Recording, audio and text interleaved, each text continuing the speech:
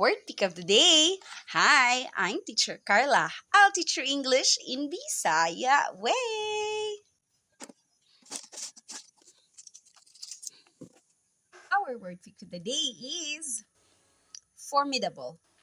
Formidable. Unsa kani siya sa Bisaya? Unsaan kani siya pag Bisaya? In this word pick series, ato ang sabto ng mga English terms according sa context clues nga ihatag sa iyang sentence. Now, let's read our sentence.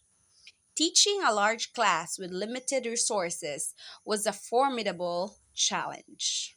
So, ang atong clues diari kay ang cause sa iyang pagka-formidable. Tanaw na to ni kay large ang klase unya wala kaayoy resources or naa pero gamay ra. So, kung ikaw isa ka teacher nga daghan kay estudyante nya wala kay magamit nga mga resources or libro, then imuhang trabaho is makalisang. Makalisang. Di ba? Malisang jud ka. Kaya hamang ka mga pa, especially if wala pa ta internet. Karon kay na naman. So, siguro dili na kay siya ingon anak kalisang. Okay? Unsa gani ni? Good job. That's our English for today. Eskwela ta ugma. Bye.